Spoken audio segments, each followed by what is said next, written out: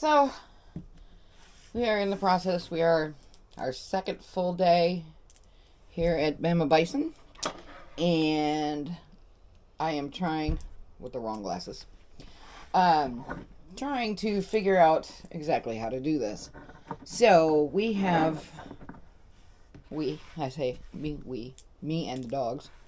I have recently learned that when boondocking, you should be turning off your converter, not your inverter, your converter inside the RV, because you're going to 12 volt and just having it on drains the batteries. So, having learned that, I have now tested that, and absolutely my batteries last all night blowing the furnace. It wasn't the furnace alone that was draining the battery. That said, even with the EcoFlow running all of my digital things, so to watch TV and have the Starlink on, the EcoFlow died last night somewhere around 7:30, so like 2.5 hours. It wasn't fully recharged from the night before. I don't think it's going to be fully recharged again tonight, but right now I've got it on, and the solar panels are charging it as we speak. So I'm pulling, I guess the Starlink pulls anywhere from 30 to 93 watts. Or that's what it was when I was out there looking at it. The solar goes straight to my regular RV batteries. And then from the RV batteries, it charges the EcoFlow. So the input from the 900 watts up on the roof is only about 100 watts right now, anyway. And the sun is still out. We've got the back door open, and the patio is out. The dog desperately wants to go out, but I won't let her. So, that's where that's at. But, so yeah, I'm just sitting here trying to download videos so that when I do lose my internet tonight, I'll still have power on the tablet and I'll be able to edit some videos. Hopefully, I'll have something to show for all of this. We'll find out. But yeah, I should be uploading pretty soon here. And I guess I need to figure out a plan for how to go about this, because the EcoFlow, when plugged into 120, will charge fully in like 2 hours. But plugged in the RV on 12 volt, it takes like 10 for it to fully recharge. And that's with blasting sun. I've had blasting sun all day, which is great. We went off to the dog park. Found a dog park in Auburn. And this was after the dog decided to blow past me this morning. First thing, I opened the door to take them out and put them on their tie-outs so that they could pee, and she blew right past me. And off they went across this huge property. Couldn't tell if she'd crossed the street yet or not.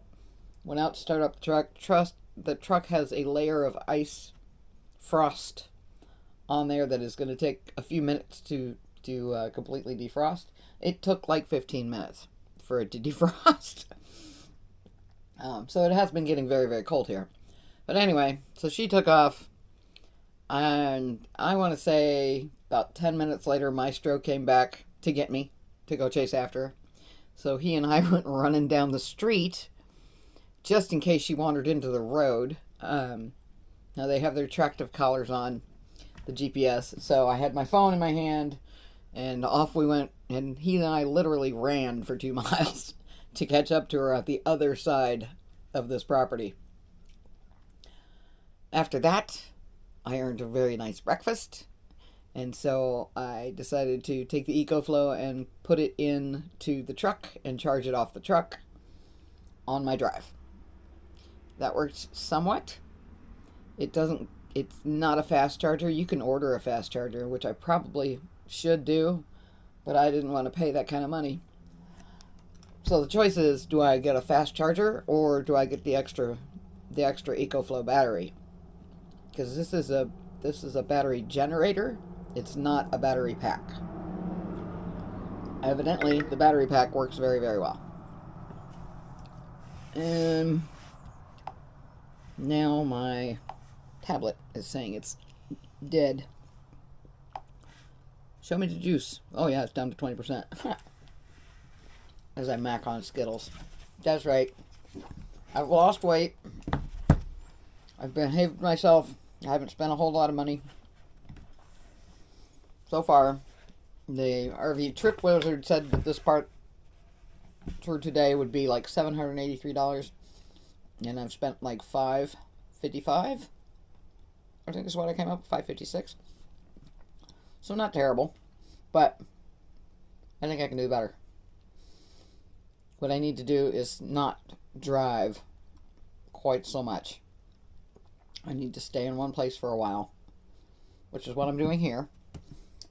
So here the first night is free, and then each additional night is $10. And then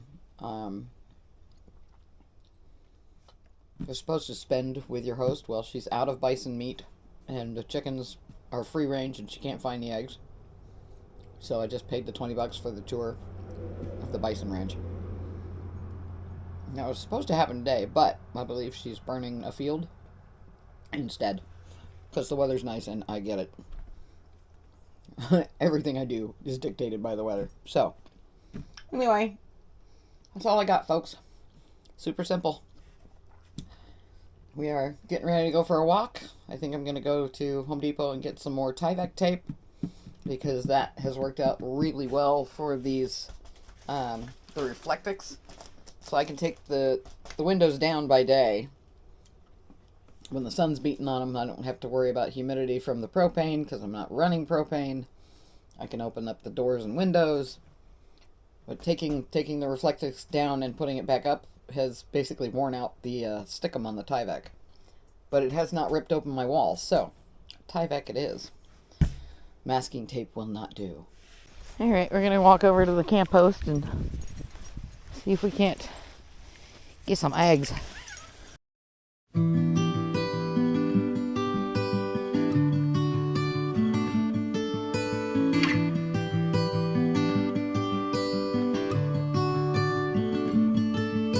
The light is fading fast. From this old town we gotta go. Our bags are packed, so what we waiting for? There's no point in delaying what we both already know. Escape this time with me. Escape this time with me. We could rent a room and watch the stars dance round the moon. Fall asleep to the sounds of the sea. With you right by my side, it's such a sweet life. Escape this time with me. Escape this time with me. Nowhere else to be. Escape this time with me.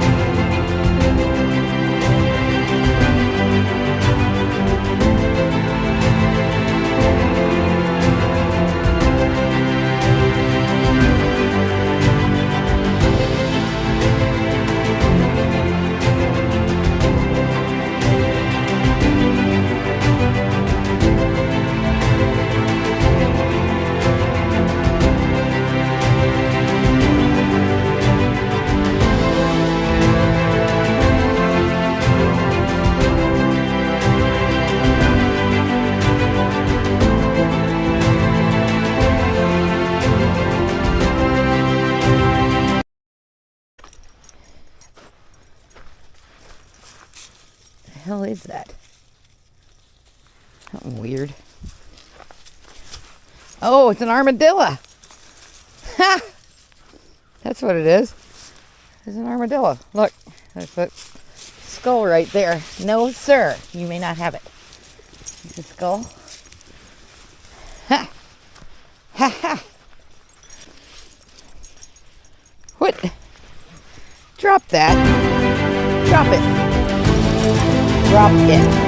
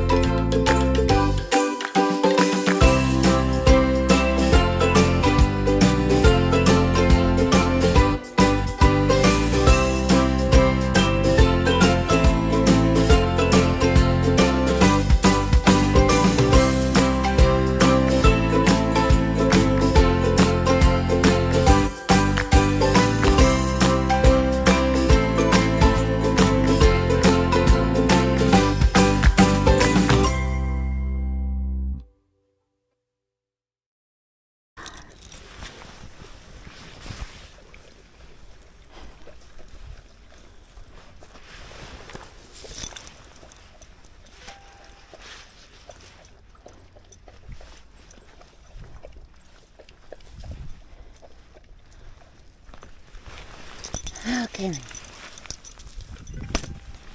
Come here.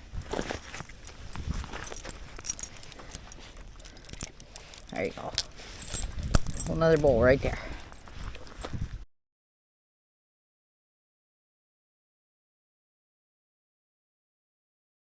Oh, are you? Okay.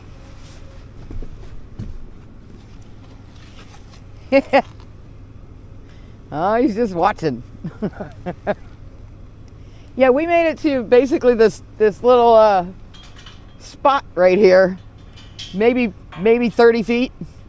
No, maybe 40 feet before he got us.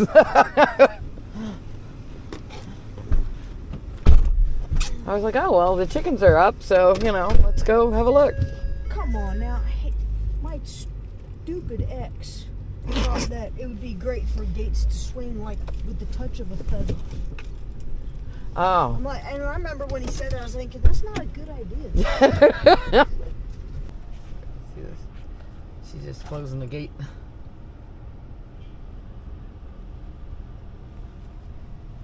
We'll see if this works. It's shitty up here, but if you want to get out, you're welcome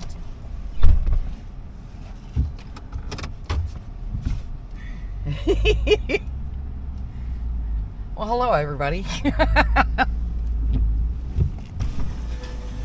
What you doing?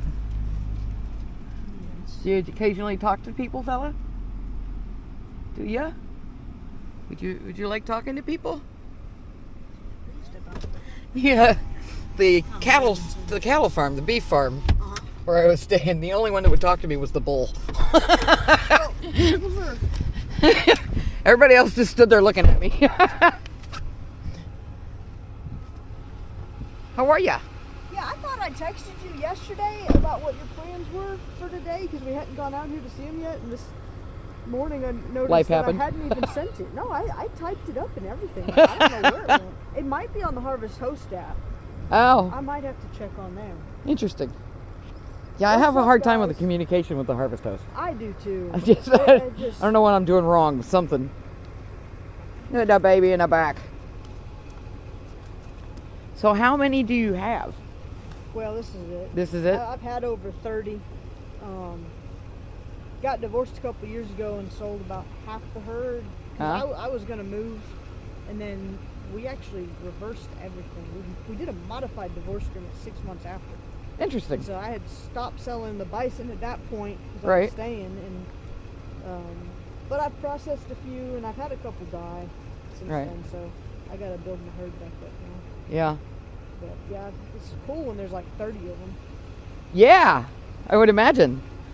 But they grow till they're 8 or 9, and he's 9, so he's about grown. He could maybe put some more mass on, but yeah, he's the breeding bull. And then we're talking about getting pigs, just because we know that they're easy. But bison are pretty easy to me. The hardest part about bison is staying on top of the parasites. Yeah. Because they're very resistant to parasites native to North American soil, but all them that came over with the sheep and goats from Africa, they just wreak havoc on them, and it can be hard to catch it in time if you're not really good at watching their body score. Right.